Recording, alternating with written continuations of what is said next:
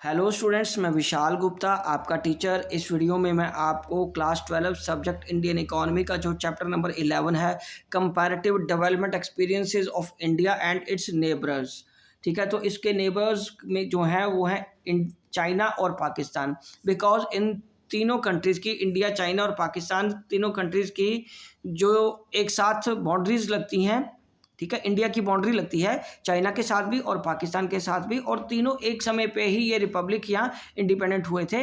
तो अब तीनों का कंपैरिजन हमारे लिए इंपॉर्टेंट चीज़ है, उसको अंडरस्टैंड करते हैं। Path of development of India, China and Pakistan. India and Pakistan became independent nations in 1947 and People's Republic of China was established in 1949.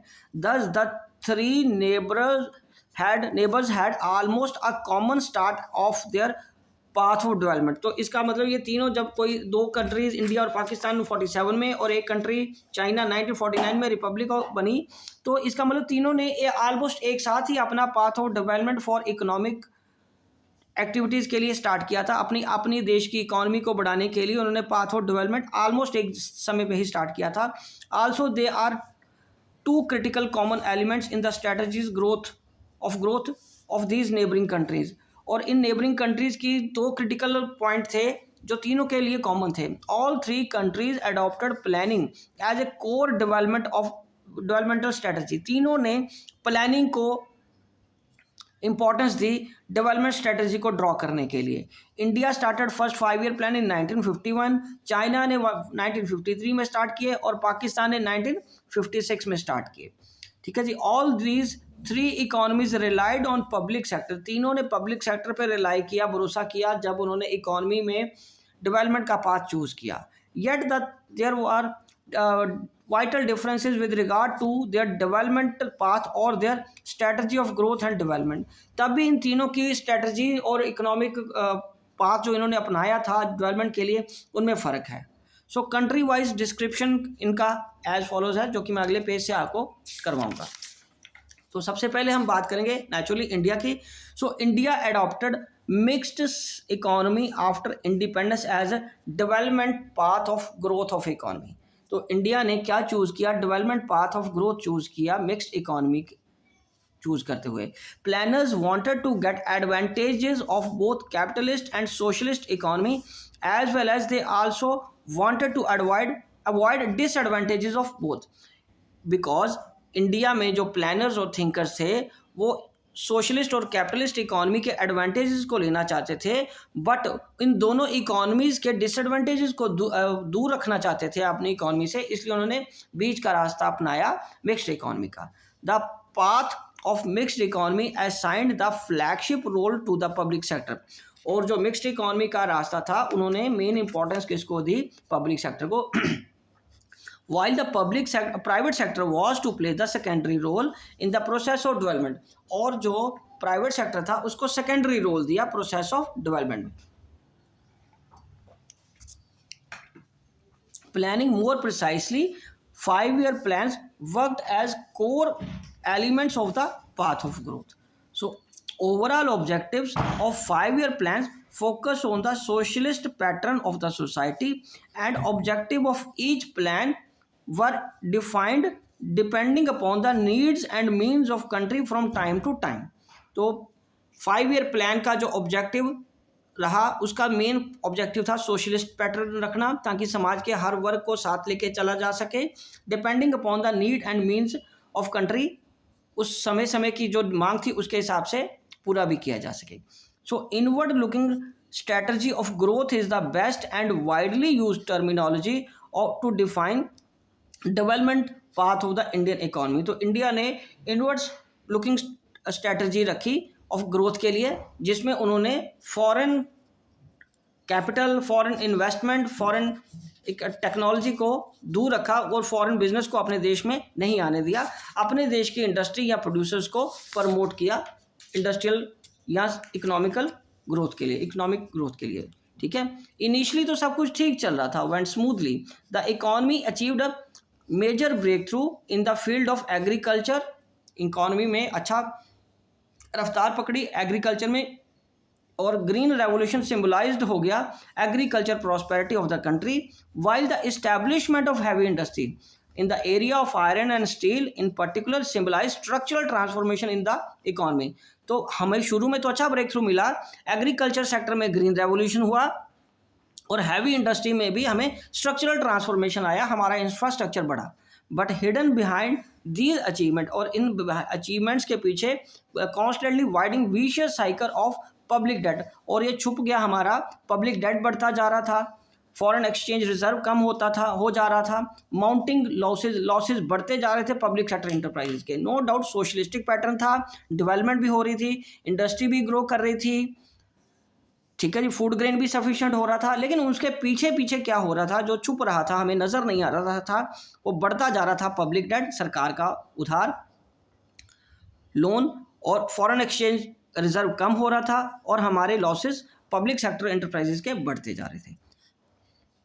By the year 1990, the economy was so much burdened with the dead weight of the public sector enterprise। ठीक है जी, और हमारी economy वो public sector के dead weight के under आती जा रही थी। The government was forced to switch over to the from inward looking trade strategy spread headed by the private sector and private foreign capital.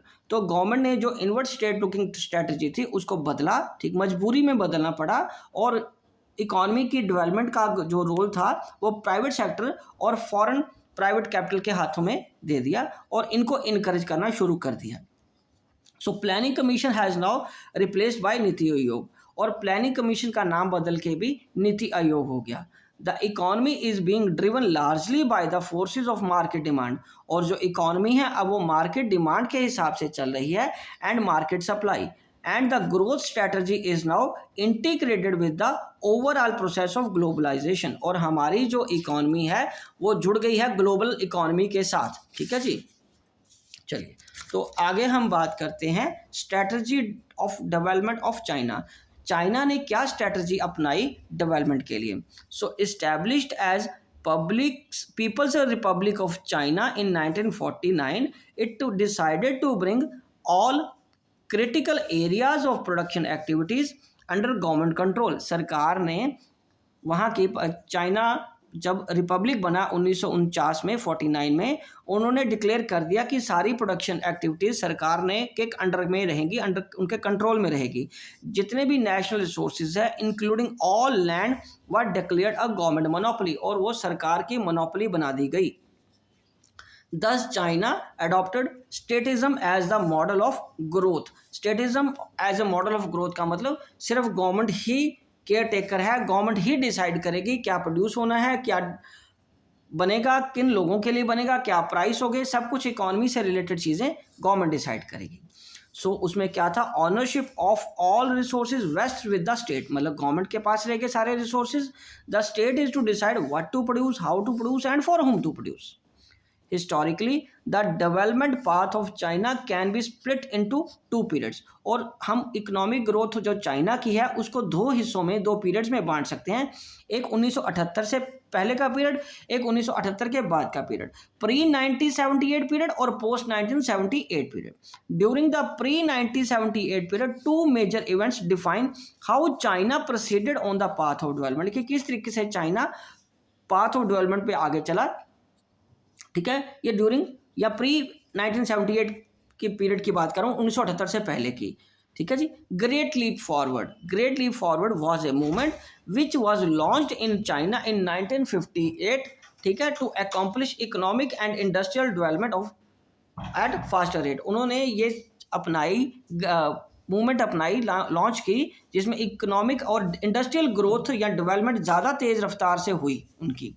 ठीक है जी, इसमें उन्होंने इनकरेज किया इंडस्ट्रियल डेवलपमेंट को। और दूसरा उन्होंने जो स्टेप लिया प्री 1978 में, ग्रेट प्लोरिटेरियन कल्चर रेवोल्यूशन, इसमें क्या था, the labour sell their services for the livelihood, क्योंकि सारा कुछ सरकार के हाथों में था, तो वहाँ जब प्रोडक्शन रुक गई या उनको और ग्रोथ बढ़ानी थी तो उन्होंने लेबर ने अपनी सर्विसेज को बेचना शुरू कर दिया, मतलब उन्होंने इंडस्ट्रियल सेक्टर में काम करना शुरू कर दिया। The cultural revolution succeeded in combating the then recessionary cycle in China, और ये चाइना को मंदी के दौर में निकालने के लिए एक अच्छा स्टेप साबित हुआ। ठीक है जी।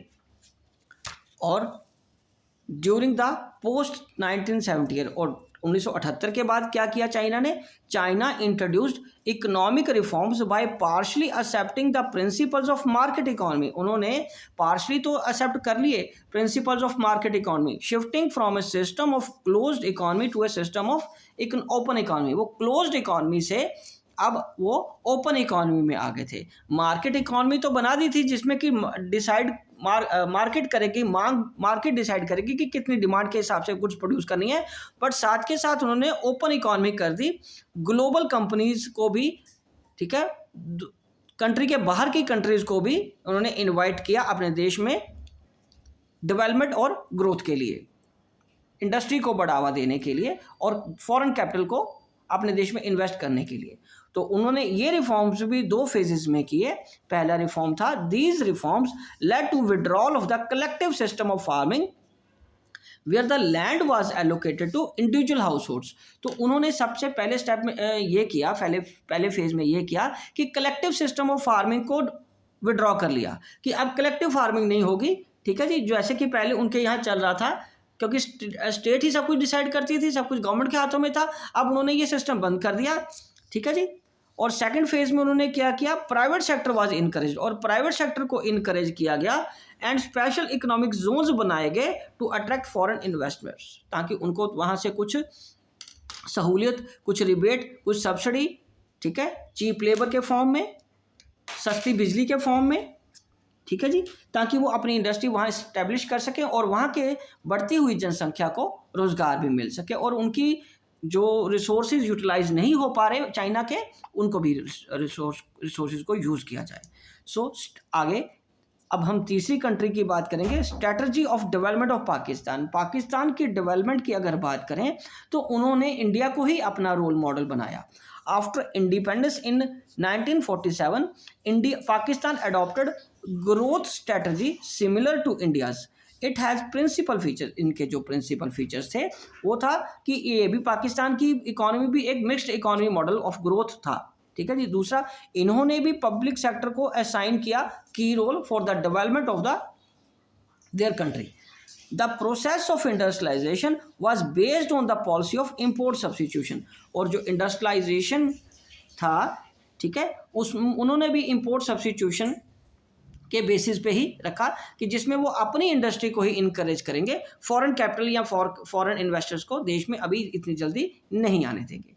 As in India, in Pakistan they have followed green revolution. जैसे हमने ग्रीन रेवोल्यूशन को अपनाया, पाकिस्तान ने भी ग्रीन रेवोल्यूशन को अपने फूड ग्रेन को बढ़ाने के लिए शुरू किया। So capital good industries was nationalised, और अपनी कैपिटल गुड इंडस्ट्री को नेशनलाइज किया ताकि उनका भी इंफ्रास्ट्रक्चर बेस अच्छे तरीके से तैयार हो सके गवर्नमेंट की निगरानी में। ठीक है जी। तो स्टूडेंट्स, ये था ये टॉपिक इंट्रोडक्शन का। इस वीडियो को मैं यहीं कंक्लूड करता हूँ। इसके रिमेनिंग पोर्शन के लिए आप मेरे चैनल को सब्सक्राइब करना ना भूलें और वीडियोस देखते रहें, और मेरी वीडियोस से ही आप अपने नोट्स बना लीजिए और रिवीजन भी यहीं से कर लेना। ओके जी, डन।